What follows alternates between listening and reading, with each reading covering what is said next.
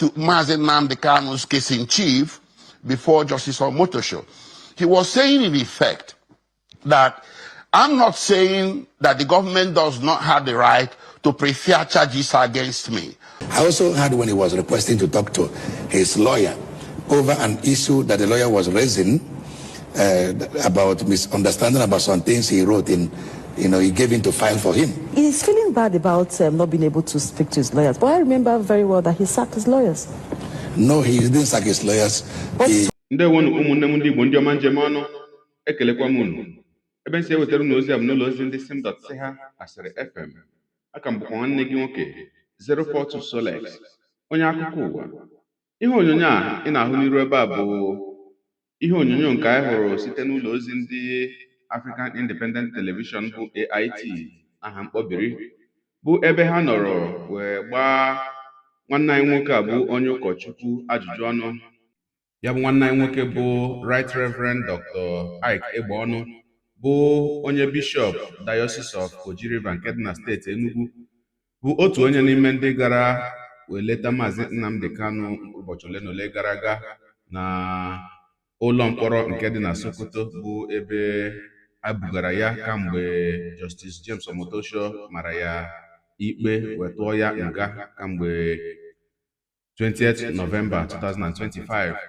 Ma ya bụ nwanne anyị nwoke bụ Bishọp Egbeonu nọ na ya bụ ụlọ ozi ndị AIT wee kọwaa ihe dị iche iche bụ nkata nke ya na Mazi Kanu kpara na ya bụ ụlọ mkpọrọ nọ na Sokoto. O wekwuo sị na nke mbụ bụ na ya bụ nwanne anyị nwoke bụ Mazi Kanu na ebere ya na-emetaburu ya na mbụ karịrị ọnọdụ ya bụ nwanne anyị nọ, n'ihi na dịka ya si wee hụ ya ụbọchị ahụ ya gara ilete ya, na obi jupụtara ya na aṅụrị na ike agwụbeghị ya bụ nwanne anyị nwoke, ma ume ya adabeghịkwa mba. O wee na-akọwasị na n'agbanyeghị na mgbe ya na Mazi Kanu na-akpa nkata ebe ya gara ilete ya, na ọtụtụ ndị ọrụ na-arụ ọrụ na ya bụ ụlọ mkpọrọ bịara wee na-akwụgharị n'akụkụ ha, na-akwụgharị na gburugburu ebe a ka ha na-anụta ihe ya na ya na-akpa, mana ogbechi ha ịkpa nkata miri emi na nkata dịkwanụ oke mkpa. Ogologo kwa dị mmanụ ka mgbede, ya mere buru oche gị nso ma nọrọ ala ka anyị nyo anya na ya bụ ihe onyonyo ma nụrụ n'olu nwanne anyị nwoke bụ Right Reverend Dr. Ike Egbeonu dịka ọ kọrọ ka ya si wee gaa ilete Mazi Nnamdi Kanu n'ụlọ mkpọrọ nke dị na Sokoto. Ya mere a sịla na Solex si kama lere onyonyo ya. A week ago, the Federal High Court here in Abuja sentenced the leader of the indigenous people of Biafra, or IPOB, Nnamdi Kanu, to life in prison after finding is guilty of 7 charges of terrorism. And less than 24 hours after the verdict, prison authorities transferred Kanu from the custody of the Department of State Services in Abuja to Sokoto Correctional Facility, a move that his legal team warns could severely hamper his access to lawyers, family, and support network. The Right Reverend Dr. Ike Egbeonu is the bishop of the Diocese of Oji River of Enugu State. He has traveled to Sokoto to see Nnamdi Kanu. So what does he report about the condition of detention? What does this mean for Kanu's right to appeal and for a nation on edge? Well, I was joined by the Right Reverend Dr. Ike Egbeonu and began by asking him what were your first impressions of Nnamdi Kanu's his physical and mental state when he arrived at the Sokoto Custodial Center where he's been kept. Personality is type, I can say that is rare, because in the midst of that, he's living like a man who is so living above the situation he's into. Though he made mention of his heart condition, I don't know how he's being taken care of in the prison, but in all, I think he's not depressed as I thought, because we went to comfort and encourage him so that he can remain strong, and then also share 1 or 2 things from the gospel with him so that we can also pray together, which we did. So I think if you ask me, he was even advising and encouraging us, telling me to tell the Biafran youths, the Igbo youths to calm down, and that they shouldn't take any law in their hands, that they should all be in the right frame of mind, that they shouldn't go to start destroying things, that the cause of the law is taking effect. He believed that the judgment was full of injustice, that the appeal court would certainly correct it. He showed me some irregularities in the charges in comparison to the sentences. Some of the things he was sentenced for were the things that happened while he was in DSS custody. So he was asking me, how could I have done these things in the custody of DSS? From him, I discovered that about 3 to 4 unknown gunmen in the East. One of them, according to him, is those imported from outside to destabilize the East so they can tag him with it. Number 2 is one he called economic unknown gunmen, those who are making money from the situation, just leveraging on that to sap people. And the other one, the other guy in Finland, who he said he wrote a letter with his hand to him to let him know that he's not supporting what he's doing. Now, outside his health condition where he talked to you about, did he express fear or concern about his ability to pursue his appeal, looking at the distance from Abuja and his legal team? Those were actually main areas of his concern. Apart from that, he was very composed in the prison, but he was raising concern because he was right there talking to the other Controller General or one of the directors of prison that came to us. Because as we were talking, people were there, some prison warders were there to monitor what we were saying, to be sure we were not discussing. Yes, but I think what the Controller General came in along the line to let us know that our time has elapsed. I came in about 3 times, and I had him raising an issue that he's supposed to be in Abuja tomorrow to reconcile his record with the high courts before they proceed in filing in the appeal court, without which appeal court cannot hear his case on foot. And he has only 90 days window to pursue this case. So he was not quite happy that no signal has been given to Sokoto to bring him to Abuja on 28th to do that and return back. I also heard when he was requesting to talk to his lawyer over an issue that the lawyer was raising about misunderstanding about some things he wrote in, he gave him to file for him. He's feeling bad about not being able to speak to his lawyers, but I remember very well that he sacked his lawyers. No, he didn't sack his lawyers. But it was everywhere. No, he didn't sack his lawyers. So what did he do? He decided to defend himself in this case and employed the lawyers as consultants to advise him. That was what he told you? Yes. Okay. So they were still working. Even when I was there, one of the lawyers came in with me, Dr. Barrister Kelechi, and I landed Jimako, and Maxwell came a day before I came, and things like that. So the lawyers were still working with him, but they work as consultants with him. When he saw the way the tragedy of the case, he felt, let me defend myself in this one, because he was saying that the court has no jurisdiction to try him. He raised about 3 points in that, and not a lawyer. He said that there was a rendition from Kenya that is abridging already an existing international law, that there will have been a formal process of bringing him down from Kenya. That was not done. He was kidnapped. By that kidnapping alone, that the case had been messed up. He also said that the law upon which he was tried in terrorism was a repealed law. In 2013 or so, it was repealed. That the law is no more in existence. So that alone has spoiled the case. And then he also mentioned that the crimes he committed, according to them, he committed them in London. And that case should be tried in London, not in Nigeria. And again, that nobody will have been a terrorist talking. Like something like churches who pray, die. If they say die, and people die, would they say that they are ones who killed them? If you don't catch anybody in the act with a gun shooting. He also raised an alarm that are people who carry gun around that have not been arrested. I don't want to go into those ones now. If you say he was supposed to be tried in London, he was brought back to Nigeria and he was tried in the competent court. That's the point. It was that the court, being competent, has no jurisdiction over the matter. Because of this point he raised. That's why he challenged the jurisdiction.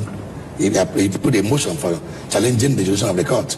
And according to him, the court did not pay attention to that motion at all. That according to the court somebody who is on trial, do you think it's right for that person to exhibit some certain behaviors while in court?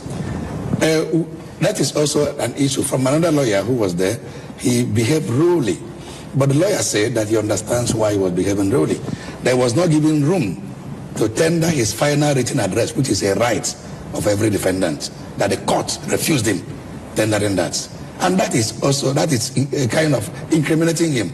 But that's the only way he can put a defense to every allegation that was levied against him in that place. By telling the judge, God punish you? Said, because when he said that was when the judge denied him that final written address. He now knew that this is an injustice. It is not normal with the law court. Are you in support of Kanu? I know in support of what he did in the courts, but I also know he's a human being who can overreact. Even Jesus one day became angry and pulled the cane. Are you supporting him for everything from the beginning to where he is right now? I did not support some of his actions, but I support his agitation. Because Nigeria is collapsing. You and I know that. And not only Kanu, from Sokoto Street, I discovered that even Hausas in the street of Sokoto, Fulanese, some of them, good ones among them, who are rational enough, are in support of But do you realize that he actually called for people to be killed? I don't follow his broadcasts. I am so busy to know whether he said that or not. But I'm telling you, people's feeling. That day he was condemned, or rather sentenced, in the whole of Biafran land, in the whole of Igbo land. I am a bishop, I'm around. It looks like people, somebody, like, it's like a dead, somebody died. But people were jubilating. We saw all the videos and pictures on social media. Not in Igbo land. It's like the day. In the southeast. No, if I see anybody jubilation, it's political jubilation. I am telling you as a bishop, we are close to the people. It's like somebody died in Igbo land. It's like the hope of the Igbos buried. That is how average young man in Igbo land felt that day. Akwikirichala ya bụ ihe onyonyo. Na mbụ ana m asị ya bụ nwanne anyị nwoke bụ onye ụkọchukwu, ana m asị gị daalụ ọrụ. Ana m ekpesi ka Chineke nna gọzie gị ebe ọ pụrụ iche. N'ihi na ọ bụrụ na ndị ụkọchukwu niile anyị nwere n'ala Igbo, karịsịa ndị bishọp niile anyị nwere n'ala Igbo, ga-esi nwe otu a wee pụta wee kwurukwuo okwu dịka nwoke, ana m eche na ọ ka ga-enyekwa n'aka ịkpali mmụọ ọtụtụ ndị mmadụ bụ ndị anyị na-elegara anya dịka ndị ọchịchị, bụ ndị kwesịrị ịkwụrụzi ọtọ wee kwuo okwu a wee kwute ya mma wee ruo mgbe ya bụ okwu ga-ebe. Ọ dị mma. Otu ihe onyonyo ọzọ m ga-achọkwa ka anyị nye anya na ya ugbu a bụ ihe onyonyo si na ụlọ ozi ndị Channels wee pụta, bụ ajụjụ ọnụ nke ha bụ ndị Channels TV gbara onye ọkaiwu Mazi Nnamdi Kanu bụ barista Aloy Ejimaka ụbọchị ole na ole gara aga, ebe a nọkwara wee jụọ ya ụfọdụ ajụjụ gbasara ya bụ nga atụrụ Mazi Nnamdi Kanu na ihe ọzọ nke ha bụ ndị ọkaiwu Mazi Nnamdi Kanu na-akwado ime iji wee napụta ya na ya bụ nga nke atụrụ ya. Ogologo kwa dị mmanụ ka mgbede, ya mere ka anyị nyekwa anya n'ihe onyonyo nke ahụ. The military administration, we had the armed robbery and firearms decree. Under that decree, if you committed armed robbery, you were not taken to the regular courts. You were taken to before a military tribunal, tried in a summary manner, maybe within 2 or 3 weeks, and in some cases you'll be taken to your village to face the firing squad, or you'll be taken to the bar beach in Lagos to face the firing squad. But when the military administration ended and the civilian administration came in, that law was repealed. But it didn't mean, the repeal didn't mean that commission of armed robbery suddenly no longer became an offense. But you were no longer tried before military tribunals and taken to your village to be executed by firing squad.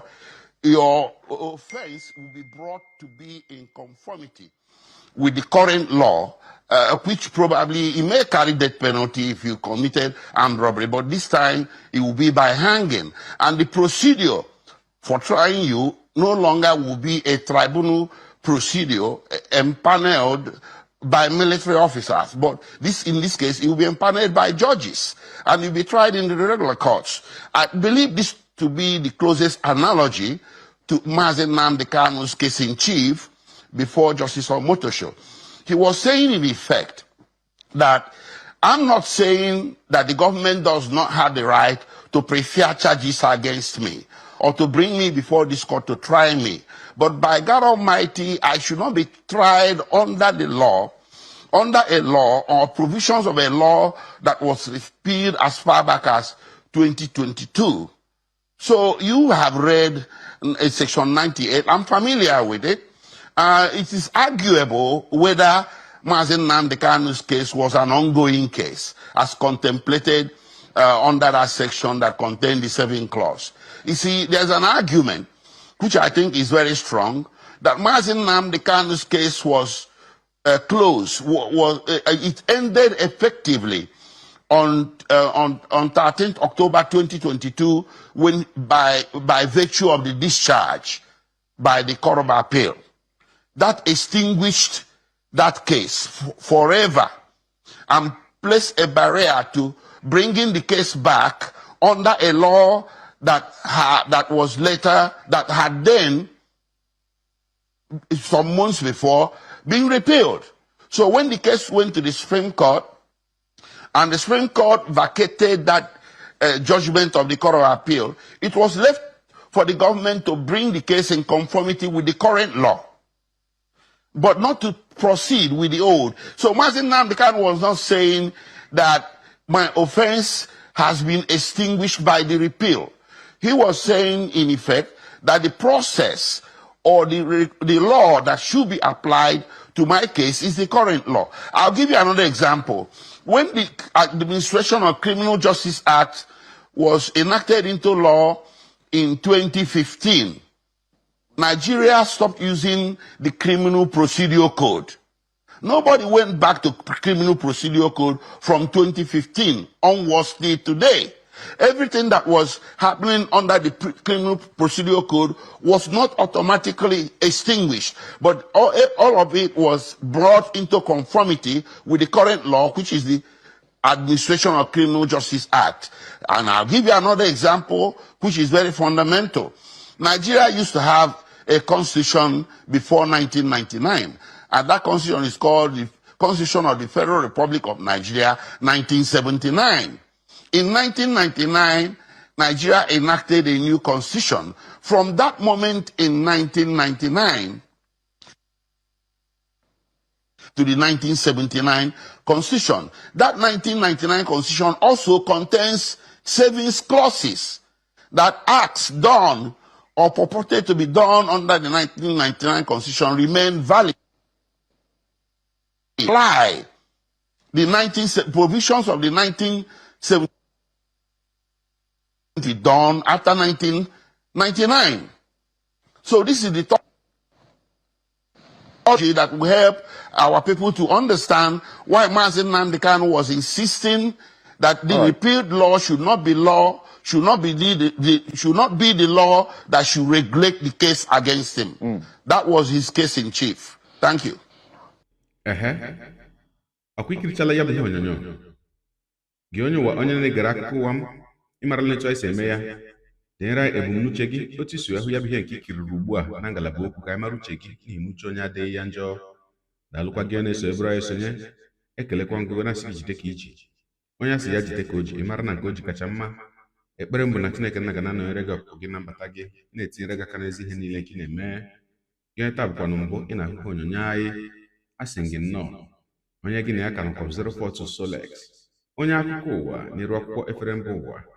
Ya mere, ọ bụrụ na ka m mere dị gị mma n'obi nwanne, biko ọ na Facebook ọ na Instagram ka ahụhụ onyonyo bịara m folo, ọ bụ na YouTube ka na-ekiri ya bụ ihe onyonyo bịara m sọskraịb ya na mgbịrịgba anya n'akụkụ ime ike na-enweta ihe onyonyo ndị ọzọ ga na-ewetara gị n'ọdịnihu. Igbo ndị ọma njem ọnụ, Igbo mụrụ nze mụọ ọzọ, ekelekwa m unu wee na-asị na ọ ga na-adịrị unu niile mma o. Ise ngwa sawara m ihe onyonyo a na-atụsara m ya bụ ihe onyonyo na-apịrị maka na share button ya mara gị mma ezigbo mmadụ. Udo dịrị unu.